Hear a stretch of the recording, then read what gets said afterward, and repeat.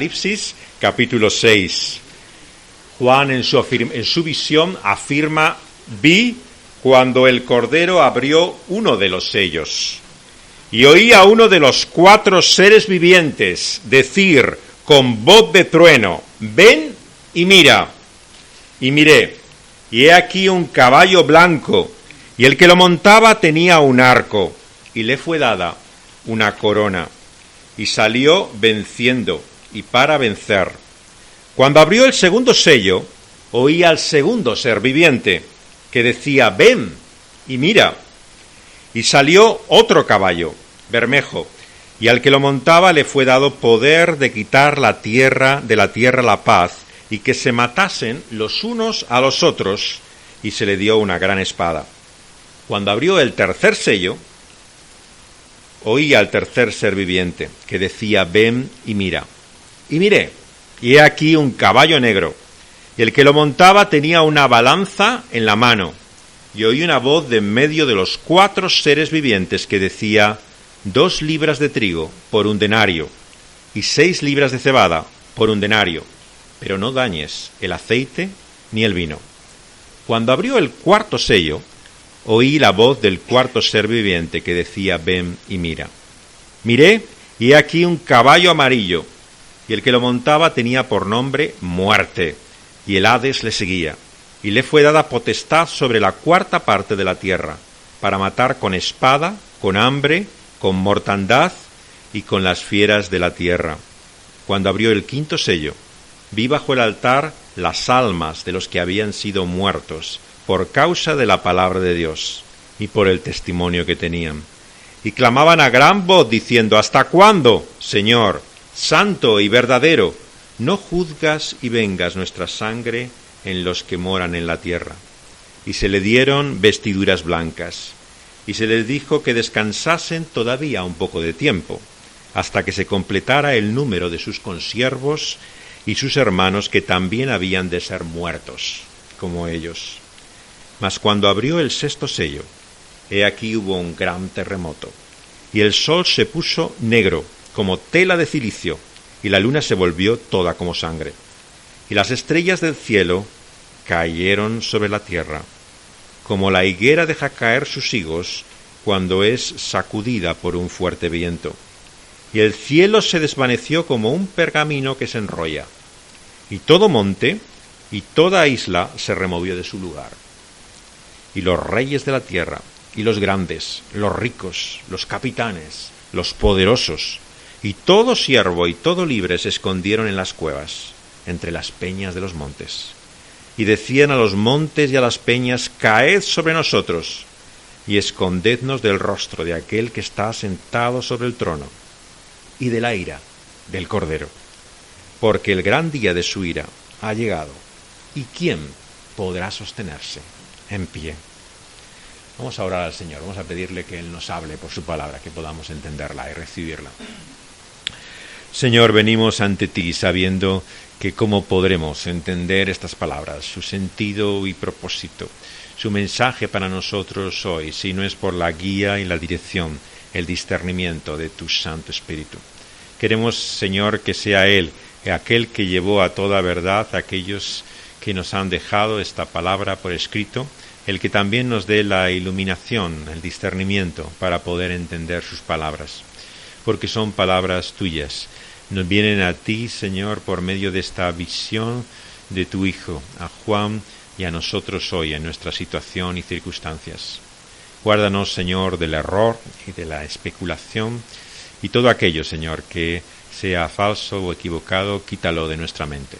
Y déjanos, Señor, la verdad que permanece, aquella que nos cambia y nos transforma. Te lo pedimos en el nombre del Señor Jesucristo. Amén. A principios de siglo hubo un escritor en Valencia que se llama Blasco Ibáñez. Vicente Blasco Ibáñez fue un escritor que todavía podemos ver su casa en la playa de la Malvarrosa, pero él vivió mucho tiempo en el extranjero, en Francia, y se hizo tremendamente popular en Argentina. Fue allí a dar las primeras conferencias y tuvo tanto éxito que regresó. Al volver de Argentina, después de haber estado una serie de charlas, escuchó en el barco que era alemán las noticias del estallido de la Primera Guerra Mundial. A principios del siglo pasado surgía un conflicto de forma absolutamente inesperada para muchos, por el cual todo este viejo continente, que es Europa, entraba en una cruenta, sangrienta guerra de trincheras, ¿no?, que se desarrolló en gran parte en Francia y en Bélgica, ¿no?, donde murieron también de muchas partes, pero sobre todo muchos en nuestro continente, en este conflicto brutal. El escritor que iba en este vapor alemán le sorprendió los comentarios que había a favor del lado del Kaiser, del alemán, que había dado lugar al conflicto también. Y entonces, conmocionado por lo que vio, que era, sin lugar a dudas, una conflagración sin precedentes, se quedó en París y escribió el libro que se llama Los cuatro jinetes del Apocalipsis. Los cuatro jinetes del Apocalipsis es una historia que ha popularizado sobre todo el cine, pero el libro fue muy popular en primer lugar en Estados Unidos. Se hizo una traducción, una norteamericana lo tradujo en los años 20 en Estados Unidos, y solamente en los primeros meses se vendieron miles y miles y miles de ejemplares del libro. El libro es un libro muy curioso que en nuestro país no ha tenido tal vez la importancia que ha tenido en el extranjero, aunque está escrito, como digo, por un español, Vicente Blasco Ibáñez.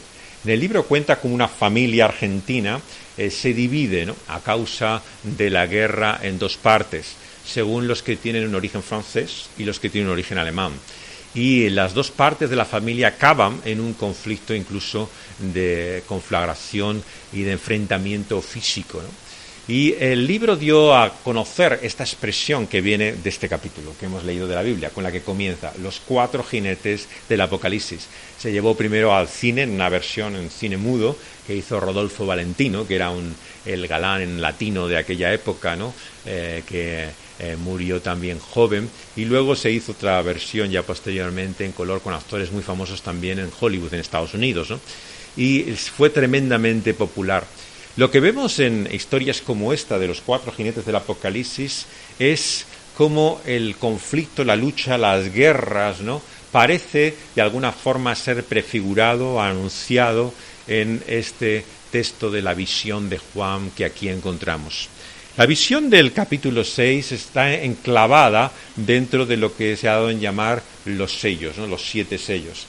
Estos son, de hecho, los primeros 6 sellos, y luego queda, como sabemos, el 7º sello, que ha dado lugar también a más películas y a más historias.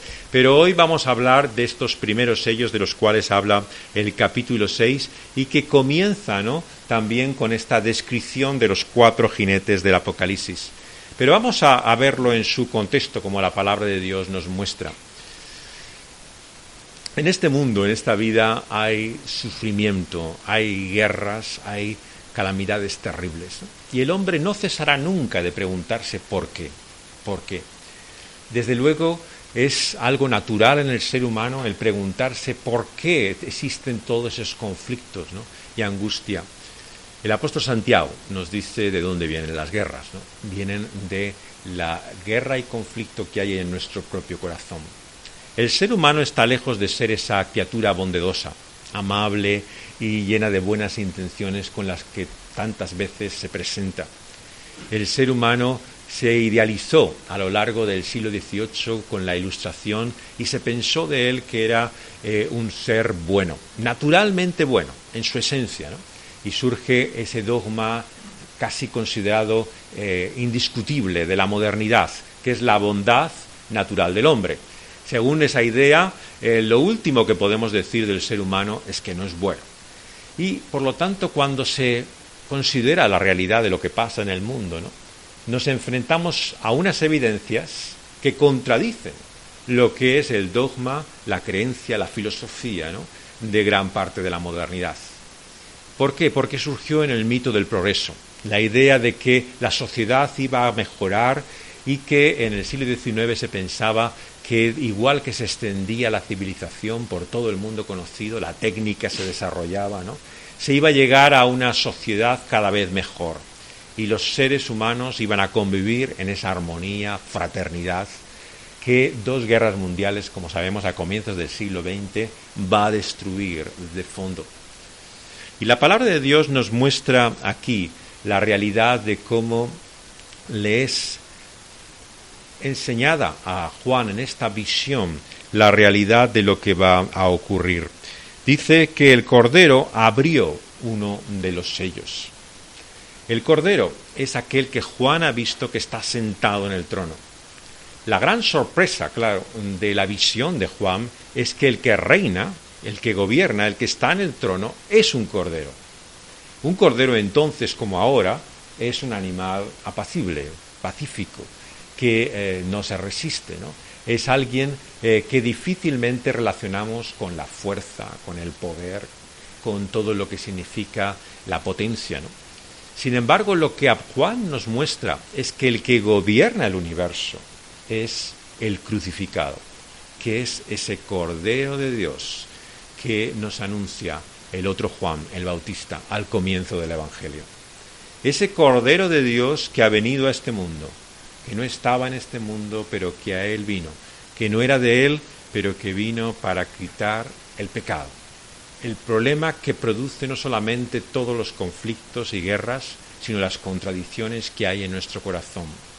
Vino a hacerlo por medio de su muerte.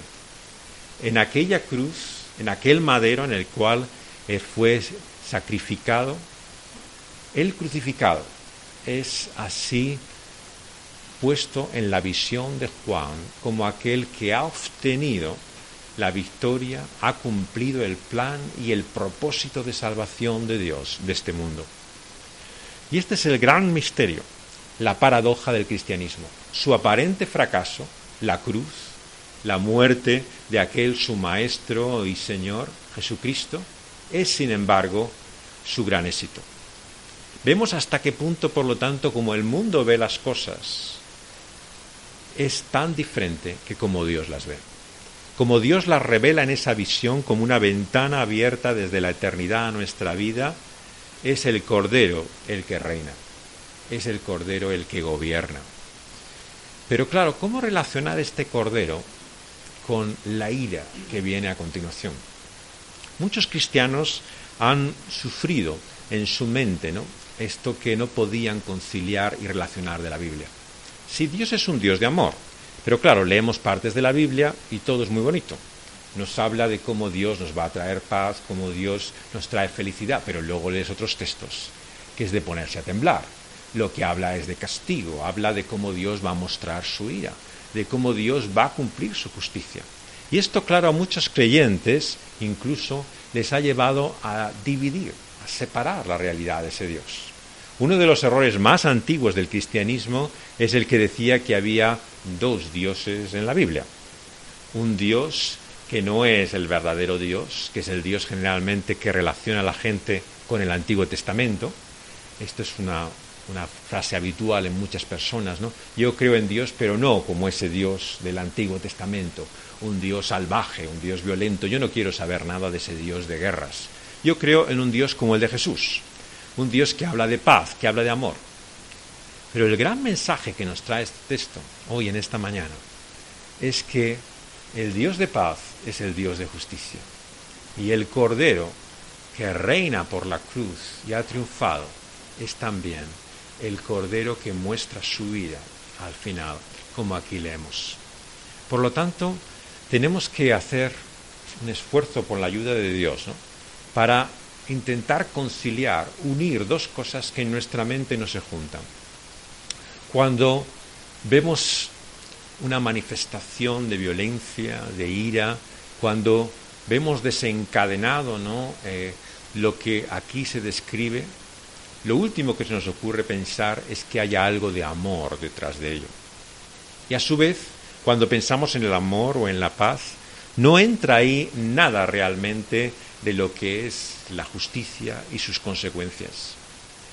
Pero el Cordero de Dios, Cristo Jesús, ha hecho que la paz y la justicia se besen, se abracen, como dice la palabra de Dios.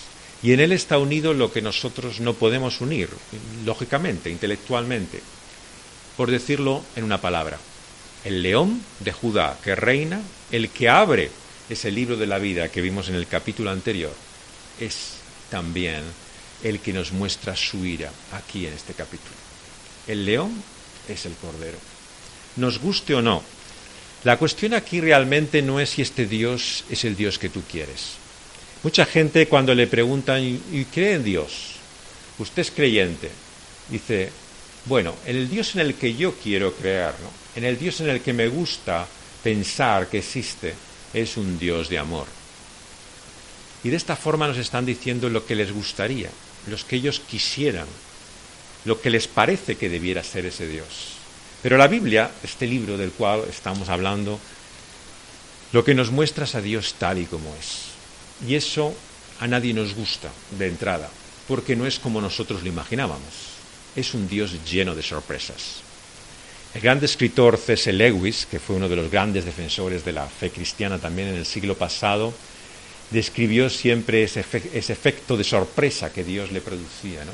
Con una frase, ¿no? En la cual dice Lewis, dice, Dios no es nunca como me lo imagino, ¿no? Y habla continuamente de la sorpresa que tiene, ¿no? Cada vez que al leer la Biblia, enfrentarse a la realidad de quién es Él, no es como se lo imagina. Por utilizar un ejemplo aún más contemporáneo, un cantante de rock, Bono, el líder del grupo de U2, U2, él dice, me gusta leer la Biblia, porque él lee la Biblia cada día, me gusta leer la Biblia porque me muestra el lado oscuro de mí mismo. Hay algo en la revelación de la Escritura que al ser humano le choca, pero sin embargo le muestra la realidad de quiénes somos. Ese lado oscuro del que habla este músico es el que descubrimos de nuestra maldad, de aquello que la Biblia llama el pecado. Y lo que esta visión de Juan nos muestra es que el pecado tiene consecuencias. No nos engañemos. Podemos vivir bajo la ilusión de que ese Dios en el cual nos gusta pensar no va a dañar ni a una mosca, que es inofensivo, que es como esos muñecos de peluche que de niño te abrazas a ellos y duermes confiado. Alguien que realmente puedes manejar y utilizar, pero ese no es el Dios de la Biblia. El Dios de la Biblia es un Dios que debemos tener respeto. El término que se utiliza tantas veces en la Biblia, sabéis que es el temor. Y qué difícil es conciliar el temor con el amor, ¿no? Es algo que naturalmente no son verbos que asociamos. Si tú temes algo, ¿cómo lo puedes amar, no? Pero este es el gran misterio realmente de la revelación de Dios que hay en la Biblia. Produce amor como produce temor. Y es así también como vamos a ver en este pasaje esta mañana. Y saldremos, por lo tanto, con una inquietud. Sin duda que nos hubiera gustado volver a hablar de alguno de nuestros textos preferidos y salir de aquí pensando qué Dios tan maravilloso, ¿no? Que realmente podemos tener ese amor y esa paz. Pero hoy nos vamos a llevar de aquí una palabra de advertencia, porque la palabra de Dios tanto nos advierte como nos consuela. No podemos despreciar una de las dos cosas. Si no domesticamos la Biblia, le hacemos algo a nuestro servicio. Hay mucha gente que usa la Biblia así, ¿sabéis? Que esa Biblia que encuentran en los hoteles de los gedeones, la utiliza para buscar, ¿qué? Sus textos preferidos. Aquellas palabras que le hacen sentir bien, que le hacen dormir confiado. Pero de esta forma nos privamos no solamente de algo importante, sino de la verdad misma. Porque la palabra de Dios es toda ella verdad, ¿no? Y por eso es que el ministerio que debemos siempre apoyar bíblicamente como el de los gedeones es el que distribuye toda la Escritura. No solamente partes o porciones de ella, ¿no? El que da testimonio realmente de lo que Dios nos ha dado. Toda su palabra, toda su Biblia. Yo, por lo tanto, no tengo el derecho a escoger, a decidir sobre esto hablo hoy y sobre esto prefiero no hablar. Y dejar partes de la Biblia y sobre esto no quiero predicar. Vamos a hablar de algo que sea más de ánimo para nosotros. ¿Quién soy yo para decir lo que es de ánimo para nosotros? En esta iglesia, como en muchas, predicamos toda la Biblia. Vemos libro tras libro de la Biblia y nos ponemos bajo la influencia de la Escritura. Diga lo que diga, nos guste o no nos guste. Y lo que nos dice aquí ciertamente parecen malas noticias. Así, uno de los 4 seres oyó como con voz de trueno cuando le dice ven y mira. Y mira y ve un caballo blanco, y el que lo montaba tenía un arco, y le fue dada una corona, y salió venciendo para vencer. Y cuando abrió el segundo vio otro caballo, que era rojo, bermejo, y el que lo montaba le fue dado el poder de quitar la paz, y de que se mataran unos a otros. Y cuando abrió el tercero, le dijo, ven y mira, el caballo era negro, y el que lo montaba tenía una balanza en la mano, y nos dice que oyó esa voz que le decía también sobre el valor de la comida. Y al abrir el cuarto apareció también la visión de otro caballo amarillo, y este tenía el nombre de la muerte, porque ella le seguía por medio de la espada, del hambre, de la mortandad y de las fieras de la tierra. ¿Cuál es la imagen que aquí nos dan los 4 jinetes del Apocalipsis? Es una imagen de destrucción, de muerte. Claro, no todos los cristianos lo han visto así. Hay muchos que leemos que nos dicen que el primer caballo, el caballo de blanco, que tiene que expresar, por lo tanto, la santidad, la verdad, la justicia, es Cristo, su jinete, y que lo que hace es, por medio de su triunfo, llevar la extensión del Evangelio a todo el mundo. Pero claro, ¿cómo poner a Cristo al lado de los otros 3 jinetes, ¿no? O sea, realmente no te encaja toda la historia. O sea, si es realmente Cristo y el poder del Evangelio el que aquí se habla, ¿cómo lo que viene a continuación es, por un lado, hambre, necesidad, ¿no? Muerte y destrucción, finalmente? Realmente el cuadro con el cual se nos presenta aquí algo más positivo de entrada, ¿no? Una visión de triunfo de Cristo, es más lo que desearíamos ver en ese jinete que lo que realmente nos muestra. No podemos tener la seguridad de identificar a qué representan estos jinetes o caballos, ¿no? Pero ciertamente que muchas veces nuestra interpretación está condicionada, ¿no? Por lo que nos gustaría que dijera, ¿no? Que fuera esa visión que aquí se encuentra. Y lo que vemos es un cuadro de destrucción, de muerte, ¿no? Casi se ha dicho aquí que son todos los males, ¿no? que pueden padecerse en la humanidad, ¿no? Encontramos el hambre, la mortandad que viene de plagas, ¿no? La guerra, ¿no? Todo lo que significa en definitiva la destrucción y la muerte. Y lo que aquí se presenta, por lo tanto, es un cuadro terrible. ¿Y cómo afecta esto a aquellos como Juan que confían en ese Cordero que está sentado en el trono? ¿Cómo entender, ¿no? Que aquel que reina es su amado Señor Jesucristo? Cuando a continuación se abre el cuarto sello y la voz que dice el cuarto ser viviente le dice que vea ese caballo y su jinete, que es la muerte, y al abrir el quinto en el versículo 9, lo que ve bajo el altar son almas de los que han sido muertos por causa de la palabra de Dios y del testimonio que tenían. ¿Queréis ver, por lo tanto, algo más difícil aún para entender de la fe cristiana? Muchos nos dicen, ¿cómo creer en un Dios de amor? En un Dios bueno que permite que haya muerte, hambre, enfermedad y destrucción en el mundo. Pero yo os digo aún algo más difícil de entender y de aceptar. ¿Cómo creer que ese Dios que permite que esto ocurra, permite incluso que sus propios hijos ya no solo sufran, sino mueran a causa de su amado Hijo Jesucristo? ¿Cómo poder comprender un Dios de amor que permite que sus hijos padezcan? Que es incluso, no nos engañemos, este es el cuadro que da Apocalipsis 6, en cierta forma responsable de lo que está allí ocurriendo. Muchos pretenden decir que aquí lo que se ve es simplemente el poder del mal, suelto. Pero es que ¿acaso Dios no tiene nada que ver con la fuerza del mal? El cuadro de Apocalipsis es un cuadro de la soberanía de Dios. Él gobierna, Él reina. El mal no es autónomo. El mal está sujeto también a Él. ¿Cómo poder creer entonces en un Dios que permite que los suyos sufran? Bueno, es lo que Jesús nos muestra ya en las palabras del Evangelio. Recordáis aquel precioso texto, ¿no?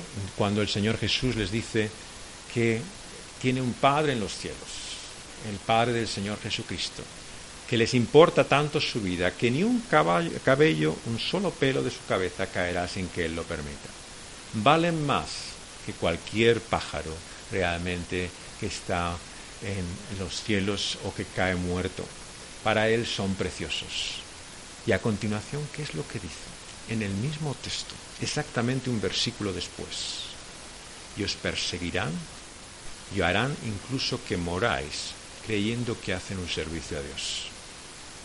¿Dónde está el cuidado de Dios? ¿Dónde está su providencia cuando anuncia a continuación su persecución e incluso su muerte? La pregunta, por lo tanto, que surge de aquellos que están delante del trono no puede ser más lógica, más natural. Nos dice en el versículo 10 que preguntaban: ¿hasta cuándo, Señor? ¿Hasta cuándo, Señor santo y verdadero, no juzgas y vengas nuestra sangre en los que moran en la tierra? La pregunta de ellos es natural, tan natural que a algunos les ofende. Dice, bueno, está bien preguntar hasta cuándo, pero decir hasta cuándo no destruyes a nuestros enemigos, eso no suena muy cristiano, ¿no? Si Jesús en la cruz decía, perdónalos que no saben lo que hacen, estos que han aprendido de su maestro, de su Señor, que lo que dicen es hasta cuándo vas a esperar hasta acabar con ellos. Esto es lo que están pidiendo. Por lo tanto, vemos que la lógica, ¿no?, que nos presenta aquí la Escritura choca con nuestra lógica, ¿no? Es la justicia, ¿no?, cumplida, en este caso, la que trae el consuelo, la que trae la paz a estas almas angustiadas. ¿Por qué? Porque en la mente de Dios, en el ser de Dios, no hay paz sin justicia. Pero eso lo puede entender todo aquel que la padece de primera mano. Claro, es muy bonito decir a los mártires, ¿no?, consolaos simplemente, ¿no?, con que habéis muerto por causa del Señor Jesucristo. ¿Y dónde está la justicia? ¿Dónde está la justicia para aquellos que de esa forma han dispuesto de sus vidas tan cruel y brutalmente, como si tuvieran el poder en sus manos? Es muy fácil, ¿no?, hablar de eso cuando uno no lo padece, cuando uno es objeto de violencia por parte de otra persona, cuando de una forma cruel y brutal es tratado. No es completamente natural, pero incluso necesario que la persona se pregunte, ¿dónde está la justicia? La palabra de Dios, por lo tanto, nos muestra que el mal está ahí. Y ni Dios ni sus siervos tenemos que ser indiferentes a él. Hemos vivido durante mucho tiempo con un cristianismo color rosado, que nos hace ver las cosas maravillosas como nos gustaría que fueran. Pero la palabra de Dios, la revelación de Apocalipsis nos muestra, esta es la vida. Y la realidad es que Dios no es indiferente a ella. Dios mostrará su justicia. Y el clamor, por lo tanto, de su pueblo ha de ser que su justicia venga. Cada vez que, como Él nos enseñó a orar, decimos, venga tu reino, le pedimos que su justicia se cumpla. El pueblo de Dios, por lo tanto, tendría que ser el primero preocupado por la justicia. Muchos se enfrentan el amor a la justicia. Sí, hay que amar y perdonar a aquel que hace todo tipo de brutalidades. Sí, por supuesto que hay que amarlas, pero eso no está en contradicción con que tiene que haber justicia. Hay muchos que ingenuamente piensan que la respuesta ante el crimen, ante la violencia, ante todo lo que se hace en este mundo, ¿no?, que realmente está mal, ha de ser simplemente amor, misericordia, y se olvidan de la justicia de Dios. La palabra de Dios nos muestra que Él no se ha olvidado de su justicia. ¿Y sabéis por qué? Porque entregó a su propio Hijo por ella. Es porque el Hijo de Dios sufrió en la cruz del Calvario el castigo que nosotros merecíamos, que sabemos que desde luego lo que no podemos decir de Dios es que Dios va a pasar por alto su justicia. Hay muchas cosas que no sabemos, que no conocemos de Él. Pero lo que no podemos decir es que Dios no puede castigar a nadie, que Dios no puede traer su justicia y acabar con la vida de nadie, que Dios no puede traer tormento o aflicción a nadie, porque en su propio Hijo nos lo ha demostrado. En su propio Hijo no escatimó traer toda la consecuencia de nuestra maldad, toda nuestra miseria, todo nuestro terrible pecado fue la causa de cada una de sus heridas, de que fuera atormentado, totalmente molido por nuestros pecados y rebeliones. Él sufrió por causa nuestra. Y por eso Él reina, y reina para siempre. Y Él nos muestra, por lo tanto, que ese Dios de amor que nos ha mostrado en Cristo Jesús, el perdón por el cual podemos ser libres de las consecuencias de nuestro pecado eternamente, es también el mismo que mostrará su ira y su justicia. Lo que dice a continuación es que los que tenían vestiduras blancas, como de justicia, sabéis la expresión que se repite siempre en la Escritura, les dijo que descansaran todavía un poco de tiempo, hasta que completara el número de sus consiervos y hermanos, que también habían de ser muertos como ellos. La palabra de Dios, por lo tanto, nos muestra aquí que ante Dios es legítimo preguntar hasta cuándo, pero tenemos que aprender a esperar. Y es en esta tensión en la cual vivimos todos nosotros en el momento presente. Es no solamente natural, sino necesario que el mal nos afecte, que realmente cuando escuchamos las noticias, cuando vemos el dolor, el sufrimiento, la muerte, seamos conmocionados por ello y le preguntemos al Señor, ¿hasta cuándo? Los salmos están llenos de ese tipo de preguntas. No hay nada que sea realmente poco espiritual en ello, como algunos dicen, poco cristiano, como si algo que no fuera digno del Hijo de Dios. Puedes ir al Señor en tu oración y preguntarle hasta cuándo. Puedes mostrarte al Señor tal y como es. No tienes que aparentar realmente que nada te importa. Mira, Señor, aquí estoy, me ha ocurrido todo esto, pero bueno, no importa, lo importante es que aquí estoy delante de ti. No, el Señor nos invita a orar y a mostrarnos tal y como somos, con todos nuestros sentimientos, por muy chocantes que sean, y preguntar como hacen los siervos de Dios, aquí, delante de su trono, ¿hasta cuándo? Pero también hay algo que tenemos que aprender en esta mañana, que es esperar. Esperar es una de las cosas más difíciles que hay en la vida. Cuando uno está esperando que algo ocurra, que llegue una determinada hora, está pendiente de una cosa, oye, ¿cómo pasa el tiempo de lento? A lo mejor, normalmente no te das cuenta que el tiempo corre, pero cuando estás esperando algo, ¿no? Que llegue alguien, que llegue algo que piensas que en ese momento tiene que venir, todo parece eterno. Empiezas a venir al reloj, ¿no? Y es que cada minuto parece que tarda más, ¿no? De lo que tarda normalmente. No se corresponde el tiempo en nuestra mente, ¿no? Con lo que es la realidad de lo que está pasando. Y esperar es una de las cosas más difíciles, pero es lo que el Señor una y otra vez nos exhorta. ¿Cuáles son los dos verbos que más se repiten en el Evangelio en las exhortaciones de Jesús a sus discípulos? Velad y orad. Velad y orad. Cada vez que cuenta esas parábolas sobre la inminencia de ese día, del reino, de su llegada, siempre dice las dos cosas: orar y esperar. Por lo tanto, la respuesta del pueblo de Dios siempre ha de incluir estos dos elementos. El reconocimiento de que dependemos de Él y de que podemos mostrarnos ante Él tal y como somos, que Él reina y gobierna y que Él es nuestro Padre, pero también la necesidad de esperar. Por lo tanto, la justicia no podemos tomarla por nuestra mano. Como tantas veces nos enseña el Nuevo Testamento, y así lo expresa la Escritura, nadie tiene derecho a traer la justicia antes de tiempo.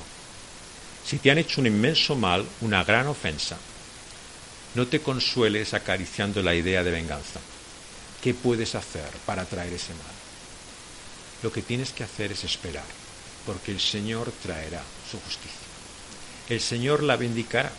El Señor no pasará por alto ni un solo de los males. Y esa es la única forma en que el ser humano puede vivir con paz en su conciencia. Los psiquiátricos, esta semana estaban uno de ellos haciendo visitas a personas que visitaban la iglesia en el pasado. Los psiquiátricos están llenos de gente que vive con ese deseo de resentimiento, de venganza contra otras personas. Te asombra hasta qué punto de amargura puede llegar el ser humano, hasta perder la cabeza. Hay gente que pierde la cabeza por odio. Lo habéis leído en las noticias.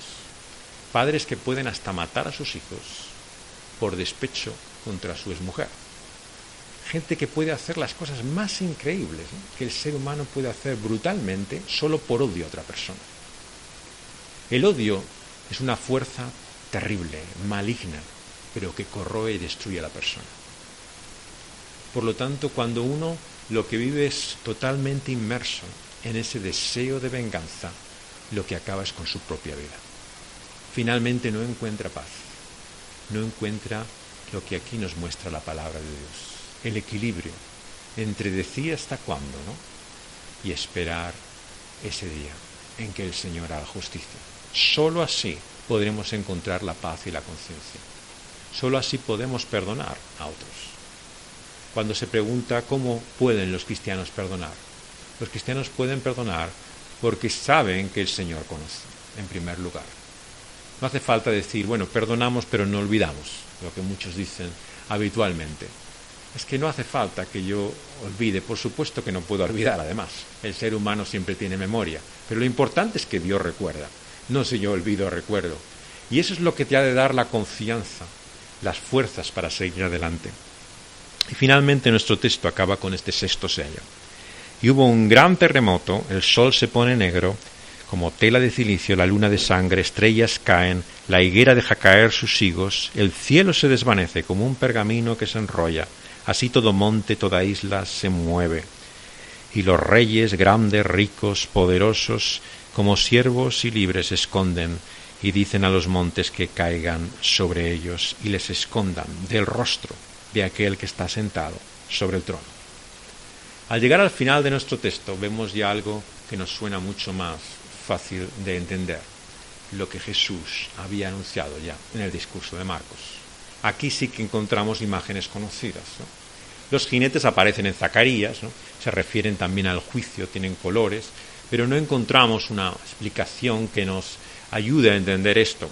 También vemos una y otra vez la realidad de la aflicción y de la persecución, pero nos choca también la expresión de ellos. Pero al llegar aquí es como si encontramos terreno conocido.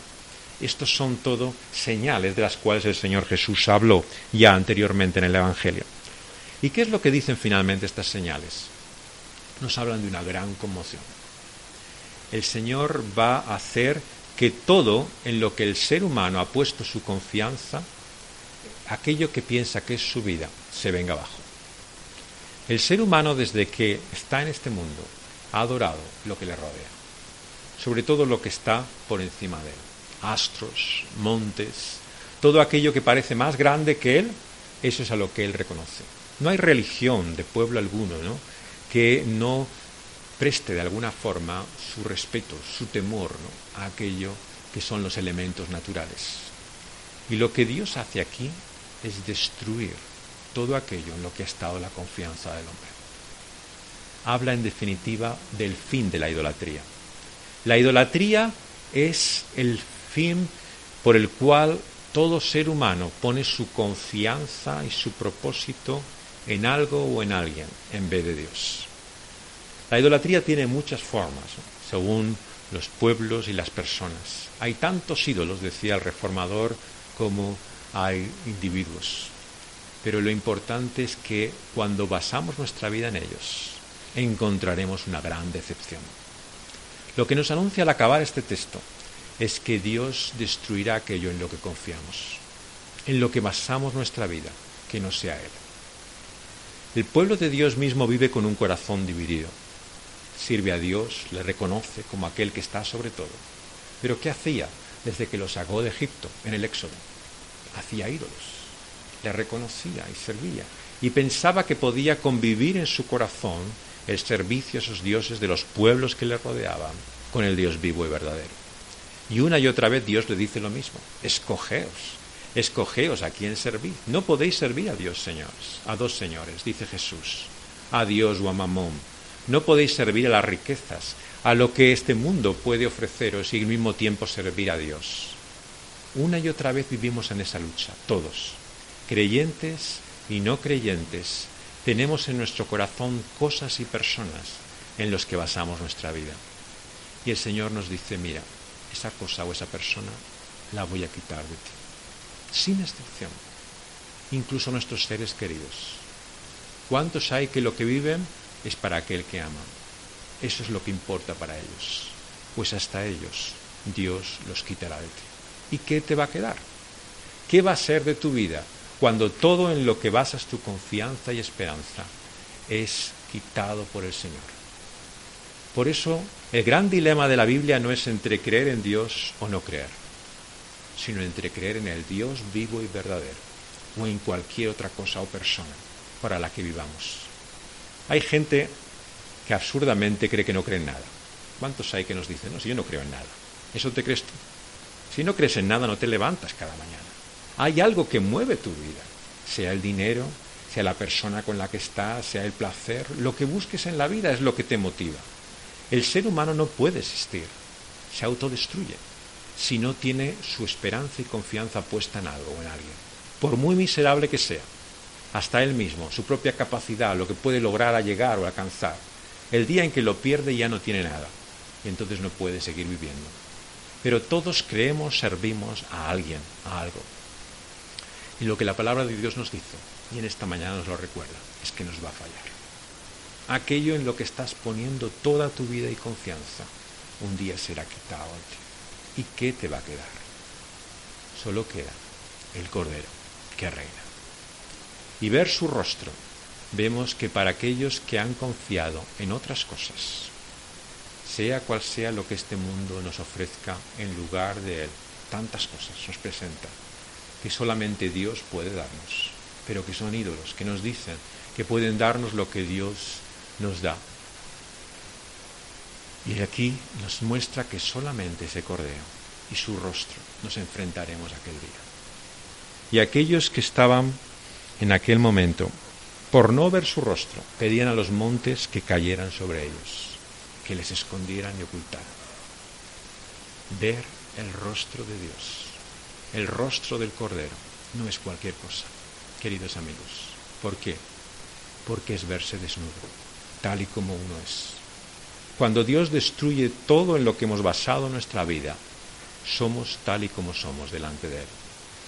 Y así nos presentamos en esta mañana. Esta es nuestra vida, lo que somos delante de Él. Y todo lo que confiamos, en lo que hemos basado nuestra vida aparte de Él, Dios lo quitará. ¿Y qué quedará? Si no le tenemos a Él, lo que quedará es su ira. Por eso la Biblia solamente conoce una sola división, una sola distinción entre la humanidad.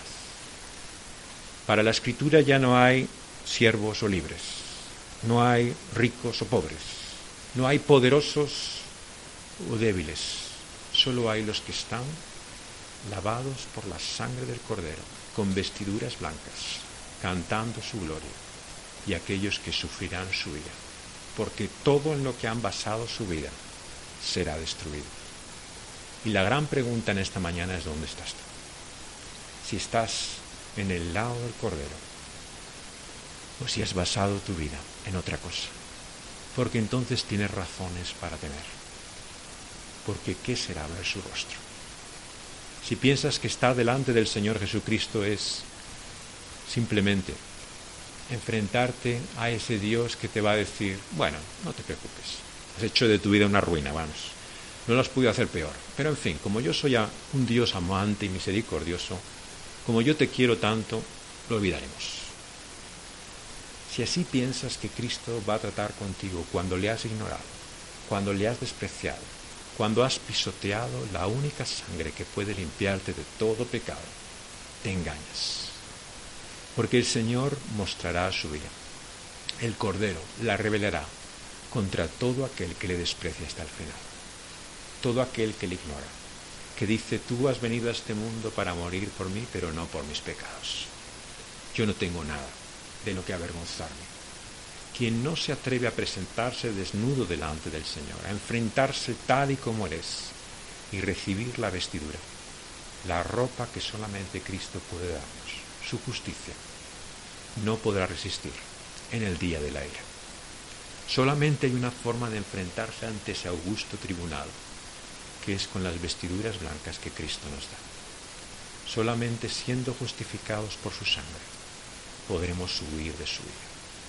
Y entonces no será un día de terror, será un día de confianza, porque lo que veremos es el rostro de aquel que nos ha amado hasta la muerte misma. Vamos a pedírselo así al Señor, vamos a orar.